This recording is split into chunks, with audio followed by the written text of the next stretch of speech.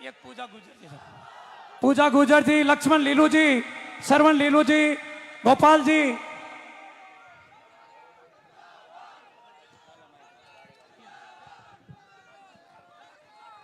परबतसर विधानसभा क्षेत्र के जुझारू लोकप्रिय नौजवान हमारे विधायक रामनिवास गावड़िया जी, हमारे एआईसीसी के प्रभारी काजी निजामुद्दीन साहब, मंच पर तमाम हमारे पंच सरपंच कांग्रेस पार्टी के कार्यकर्तागण, आदरणीय बुजुर्गों, किसान भाइयों, नौजवान दोस्तों, माताओं, बहनों, प्यारे बच्चों, आज मैं और काजी साहब रामनिवास जी के नामांकन पत्र दाखिल करने की सभा में आए हैं और मुझे खुशी है इतनी भारी तादाद में आप लोग यहाँ उपस्थित हो।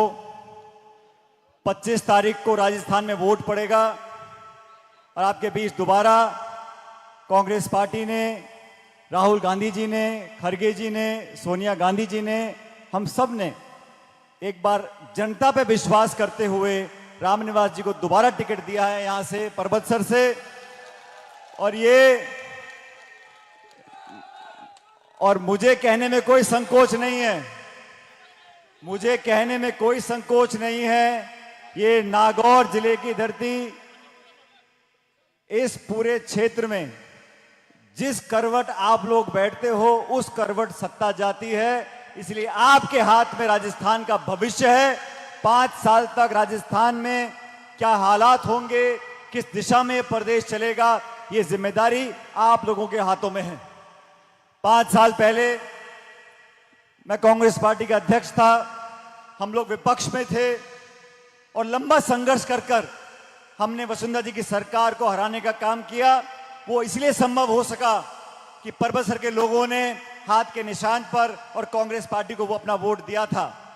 उस वक्त रामनिवास जी को कांग्रेस पार्टी हम सब लोगों ने पहली बार मौका दिया।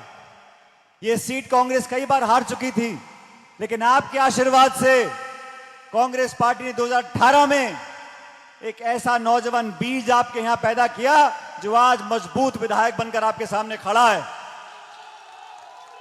इस नौजवान को ना सिर्फ आपका वोट चाहिए, आपका आशीर्वाद चाहिए, आपका समर्थन चाहिए और 5 साल तक बिना भेदभाव के, बिना पक्षपात के आपके क्षेत्र में विकास के काम इन्होंने कराए। मैं इस बात का गवाह हूं।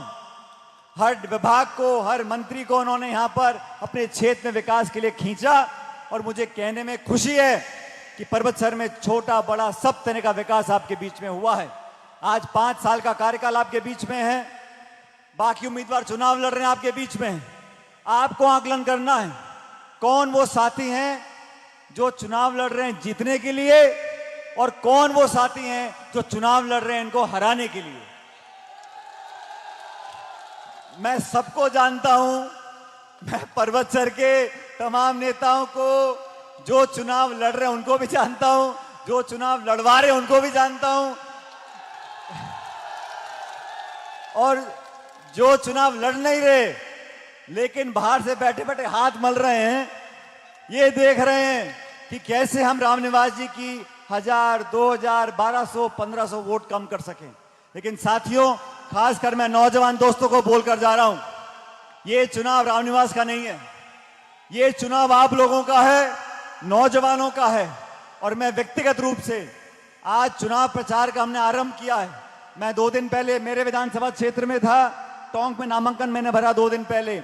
आज चुनावी अभियान की मेरी पहली सभा है और मैं आप लोगों से वादा चाहता हूं कि पिछली बार से ज्यादा वोट देकर आपको रामनिवास को जिताना है। ये नौजवान लोग, पढ़े लिखे हमारे साथी, मैं रामनिवास जी को जानता हूं कई सालों से, और जब ये अभी इनकी उम्र, मेरे ख्याल रामनिवास जी उम्र कितनी आपकी? अभी 31 साल का है।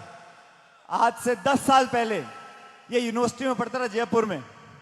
इन्होंने मुझसे टिकट मांगा छात्र संघ के चुनाव के लिए, हम टिकट नहीं दे पाए, कोई और चुनाव लड़ा, हार जीत हो गई। लेकिन किस्मत है, आप लोगों का सानिध्य और प्यार है। जिस व्यक्ति को हम लोग छात्र संघ का NSU का टिकट नहीं दे पाए थे, उसको आपके आशीर्वाद से MLA का टिकट मिला और वो MLA बना है। और इतिहास गवाह है इतिहास गवाह है, वीर तेजा जी के पूजने वाले बहुत लोग हैं, उनको ढोक देने वाले बहुत लोग हैं, लेकिन उनके नाम पर अगर सबसे बड़ा निर्माण कोई करा रहा है तो रामनिवास जी करवा रहे हैं।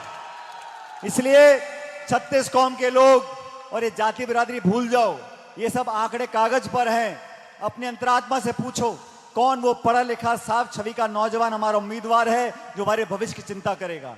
कौन यहां से विधायक बनकर हमारे दुख सुख में हमारे साथ रहा, इस बात का आकलन करना पड़ेगा। और भाजपा के हमारे साथी, अरे 5 साल तक आप गायब रहे, घरों में बैठे रहे, अब जब चुनाव आ गया तो रथ पे चढ़ के यात्रा निकाल रहे हो, जन आक्रोश यात्रा। उस यात्रा में ना तो जनता है ना आक्रोश है, बस नेता का भाषण है। इसलिए आप सब समझते हो। और एक बात और सुनो, आने वाला भविष्य नौजवानों का है, ये नौजवानों का देश है। इसलिए कृपा करके माताओं मैंने से कहना चाहता हूं, 36 कौम के लोग अपना आशीर्वाद दो, रामनिवास जी को पहले से ज्यादा बहुमत देकर जिताओ। और चुनाव के समय ये बहुत सारी पार्टी आती चुनाव लड़ने के लिए, वो तो गिनती भी नहीं आ रही है, छोटी बड़ी अच्छी बुरी सब पार्टी चुनाव लड़ रही है, सब भाषण देने आ रहे हैं। लेकिन 5 साल कोई दुख दर्द में शामिल होने नहीं आया। 5 साल आपके बीच में कोई रहा तो रामनिवास गावड़िया आपके बीच में रहे।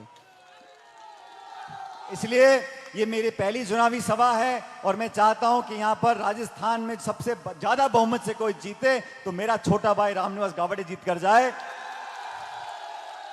तो अब चुनाव आपके हाथ में है, 25 तारीख को मतदान होगा। इस बीच बहुत से नेता आएंगे, बहुत से भाषण होंगे, बहुत कोई आपको बरगलाएगा, बहकाएगा, लालच, धमकी, धोखा सब चलेगा राजनीति में। लेकिन आपको इस बात को याद रखना है, अगर आप मजबूती चाहते हो, नौजवानों का भविष्य हमें अच्छा बनाना है, राजस्थान को प्रगति के रास्ते पर ले जाना है, तो कांग्रेस की सरकार दोबारा बनानी है और रामनिवास जी को विधानसभा में मेरे साथ दोबारा भेजो, हम दोनों मिलकर आपका विकास का काम कराएंगे। अब मैं आगे जा रहा हूं, लाडनू में मेरी सभा है, लेकिन जाने से पहले मुझे इस बात का विश्वास दिला दो कि मैं शायद यहां दोबारा आ पाऊं नहीं आ पाऊं, लेकिन आप सब लोग सचिन पायलट बनकर रामनिवास का काम करोगे। हाथ खड़े कर मुझे आशीर्वाद दे दो। आप सब जिताकर भेजो, मेरी शुभकामनाएं। और जीतने के बाद रामनिवास जी ने किसानों के हित में जो काले कानून बने थे उसका विरोध करने के लिए किसान सम्मेलन किया था। चुनाव जीतने के बाद एक बार दोबारा आपके बीच में आएंगे आपका आशीर्वाद लेने के लिए। बहुत बहुत धन्यवाद। जय हिंद। राम राम साहब। बहुत बढ़िया। अब मैं धन्यवाद के लिए हमारे प्रदेश के सदस्य ब्रज किशोर जी उतराई रे किशन गढ़ के मायने